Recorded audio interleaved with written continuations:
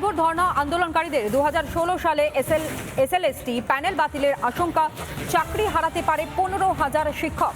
আশঙ্কা প্রকাশ করছেন আন্দোলনকারীরা। দুর্নীতি প্রকাশ্যে আসতেই প্যানেল বাতিলের আশঙ্কা, প্যানেল বাতিল না করার দাবি আন্দোলনকারীদের। দ্রুত অযোগ্যদের তালিকা তৈরির দাবিও জানানো হচ্ছে। অযোগ্যদের প্যানেল থেকে সরিয়ে যোগ্য শিক্ষকদের রাখারও দাবি। গতকাল থেকে রাজপথে অবস্থান, বিক্ষোভ চলছে, যে ছবিও লাগাতার আপনাদের সামনে রিপাবলিক বাংলা তুলে ধরছে। 7 তারিখ পর্যন্ত ধর্ণা চালিয়ে যাওয়ারও হুঁশিয়ারি দিয়েছেন আন্দোলনকারীরা। অযোগ্যদের তালিকা প্রকাশের দাবি জানানো হচ্ছে। যারা যোগ্য তাদেরকে চাকরি দিতে হবে এবং গতকাল থেকে রাজপথে অবস্থান, বিক্ষোভ এই দাবিগুলোকে কেন্দ্র করে এবং 7 তারিখ পর্যন্ত এই ধর্ণা চালিয়ে যাওয়ার হুঁশিয়ারি দেওয়া হচ্ছে। ধর্মতলার ছবি লাগাতার আপনাদের সামনে আমরা তুলে ধরছি। রাতভর ধর্ণা অবস্থানে ছিলেন আন্দোলনকারীরা। 2016 সালের এসএলএসটি প্যানেল বাতিলের আশঙ্কা থেকেই এই অবস্থান। চাকরি হারাতে পারে 15,000 শিক্ষক, আশঙ্কা সেটাও থাকছে। আশঙ্কা প্রকাশ করছেন আন্দোলনকারীরা। পাশাপাশি দুর্নীতি প্রকাশ্যে আসতেই প্যানেল বাতিলেরও আশঙ্কা করা হচ্ছে। পিউ আমার সহকর্মী এই মুহূর্তে আমার সঙ্গে সরাসরি রয়েছে। পিউয়ের কাছ থেকে জানবার চেষ্টা করবো এই মুহূর্তে তাদের দাবি দাওয়া ঠিক কি রয়েছে, কি বলছেন তারা। রাতভর তারা এখনো পর্যন্ত অবস্থানে রয়েছেন। এই শীতের রাতেও তারা কোনোভাবেই দাবি থেকে সরে আসতে নারাজ।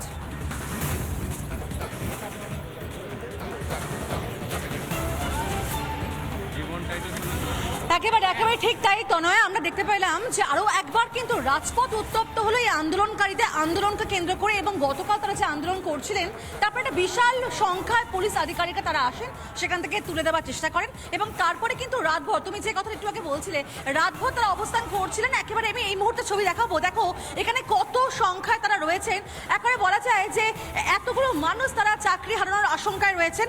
নতুন করে বিক্ষোভে বলা যায় একেবারে উত্তপ্ত রাজপথ, কারণ সারা রাত রাস্তাতে তারা কাটিয়েছেন এবং একদল এটা কিন্তু শিক্ষক শিক্ষিকা, কারণ আমরা দেখেছিলাম এতদিন চাকরি প্রার্থীদের তাদের আন্দোলন চলছিল দীর্ঘদিন ধরে। তবে এবার যারা পথে নেমেছেন তারা কিন্তু শিক্ষক শিক্ষিকা, তারা চাকরিরত। মূলত এসএলএসটি নবম, দশম, একাদশ, দ্বাদশের শিক্ষক শিক্ষিকা যারা রয়েছেন তারাই কিন্তু এই আন্দোলনে সামিল হয়েছেন।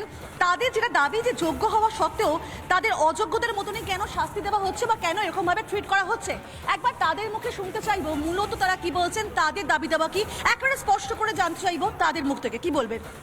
দেখুন, আমাদের দাবি পুরো স্পষ্ট। আমাদের 3 দিক থেকে আমাদের দাবি। আমাদের প্রথম দাবি যে আমরা 6 বছর আমরা চাকরি করছি, আমরা কিন্তু চাকরিরত। কলকাতা হাইকোর্টের তত্ত্বাবধানে ইনভেস্টিগেশন হয়েছে। আমরা 2016 সালের নবম, দশম এবং একাদশ, দ্বাদশের চাকরিরত শিক্ষক শিক্ষিকা বিরুদ্ধে আমাদের দাবি যে কলকাতা হাইকোর্টের তত্ত্বাবধানে ভারতবর্ষের সর্বোচ্চ তদন্তকারী সংস্থা সিবিআই তিনি ইনভেস্টিগেশন করেছেন আমাদের প্রাক্তন হাইকোর্টের প্রধান বিচারপতি রঞ্জন বায়ের নেতৃত্বে। সেই তদন্তে উঠে এসেছে যে 17,206 জন শিক্ষক নবম থেকে দ্বাদশে টোটাল রিক্রুট হয়েছে। তার মধ্যে ইরেগুলারিটির সংখ্যা হচ্ছে 1803। তাহলে এই 1803 জন শিক্ষক শিক্ষিকার জন্য কেন 15,403 জন শিক্ষক শিক্ষিকার জীবন আজ অন্ধকারে কাটতে চলেছে? আমাদের স্পষ্ট দাবি যে বিভিন্ন মিডিয়ায় দেখানো হচ্ছে বা আমাদের বিভিন্ন আইনজীবীরা বলছেন, কলকাতা হাইকোর্টের বিভিন্ন আইনজীবীরাও বলছেন যে 5,000, 6,000, 7,000, 8,000 একটা বিশালভাবে দুর্নীতি। আসলে তা নয়। কেন নয়? কারণ এই টোটাল রিক্রুটমেন্টটাকে দুটো ভাগে ভাগ হয়েছে, একটা এসএলএসটি, একটা আরএলএসটি। আরএলএসটি কারা? যে গ্রুপ সি, গ্রুপ ডি অর্থাৎ নন টিচিং স্টাফদের নিয়োগ হয়েছে আরএলএসটির মাধ্যমে, আর শিক্ষক শিক্ষিকাবৃন্দের নিয়োগ হয়েছে এসএলএসটির মাধ্যমে, যার দুটো রিক্রুটমেন্ট সিস্টেম সম্পূর্ণ আলাদা, কিন্তু সবটাকে একসাথে গুলিয়ে দিয়ে 6,000, 7,000, 8,000 দেখানো হচ্ছে। সেখানে কোথাও গিয়ে আপনাদের একটা শাস্তি দেওয়া হচ্ছে সেটা আপনারা মনে করছেন। আমি একটু জানতে চাইবো, 7ই জানুয়ারি যেখানে নিয়োগ সংক্রান্ত মামলার শুনানি রয়েছে, আপনারা কি ততদিন পর্যন্ত পথেই থাকবেন? হ্যাঁ, দেখুন, যতক্ষণ না আমরা ন্যায় বিচার পাচ্ছি আমরা চাই পথে থাকতে। কারণ সবাই আশ্বাস দেবে, অনেকে অনেক রকম মন ভোলানো কথা বলবে, কিন্তু আজ অবধি যে রকম পরিস্থিতিতে আমরা আছি এবং এই দুর্দশাতে থাকতে হচ্ছে এখনও অবধি, তাতে এখন বিশ্বাস বলে ওই বস্তুটা আমাদের মনের মধ্যে আসছে না। তো সেই জায়গায় দাঁড়িয়ে আন্দোলন একটা পথ হয়েছে আমাদের কাছে। দেখুন, কোর্টে তো লড়াই চলছে, কেউ তো আলাদা করে বাঁচাতে পারবে না, কিন্তু কোর্টের লড়াইটা যাতে আরও ভালোভাবে হয়, যাতে যে তথ্যগুলো আছে, যে প্রামাণ্য নথিগুলো আছে আমাদের পক্ষে, সেগুলো যাতে যথাযথভাবে উপযুক্ত প্রমাণসহ পেশ করা হয় এবং যথাযথ আর্গুমেন্ট করা হয়, সেটা এসএসসির লয়ার এবং স্টেটের লয়ারকে ভালোভাবে প্রিপারেশন নিয়ে করতে হবে। এবং সেই প্যানেল থেকে যাতে যোগ্য হয়ে আপনারা বাদ না যান, সেটাই আপনাদের মূলত দাবি। হ্যাঁ, একদম সঠিক। আমরা কিছু পরিমাণ দুর্নীতি হয়েছে, তার জন্য সবাইকে বাদ দিয়ে দেওয়া হয়েছে। এটা অত্যন্ত অনৈতিক। ধরুন কোনো একটা জায়গায়, কোনো একটা গ্রামে কিছু মানুষ তারা অন্যায় করেছে, ভুল করেছে, তাই বলে সেই গ্রামের সবাইকে জ্বালিয়ে পুড়িয়ে দেওয়া যায় অর্থাৎ না। আশঙ্কার কালো মেঘ এখনো পর্যন্ত রয়েছে, যেই মেঘ নিয়ে কার্যত তারা দুশ্চিন্তায় রয়েছেন।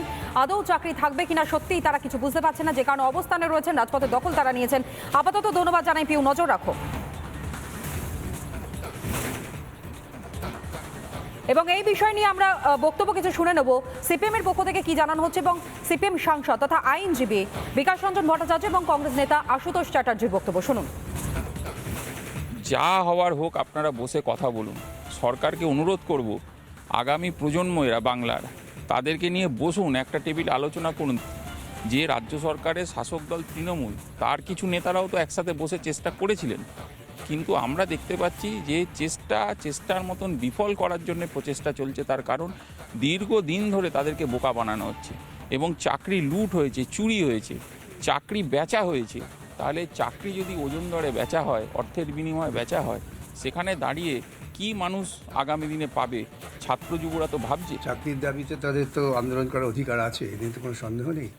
এত বড় একটা দুর্নীতি হয়েছে, সুপ্রিম কোর্টে শুনানি আছে আগামী 7 তারিখে। শুনানির পর ঠিক হয়ে যাবে যে কোন পদ্ধতিতে যাবে, সেখানেই তখন আবার নতুন নিয়োগ প্রক্রিয়ার ব্যবস্থা করা যাবে। নানা ধরনের কন্টেন্ট দেখার জন্য লাইক করুন, শেয়ার করুন আমাদের ফেসবুক পেজ, সাবস্ক্রাইব করুন আমাদের ইউটিউব চ্যানেল। পাশাপাশি অন্যান্য ব্রেকিং নিউজের জন্য অবশ্যই চোখ রাখুন রিপাবলিক বাংলায়।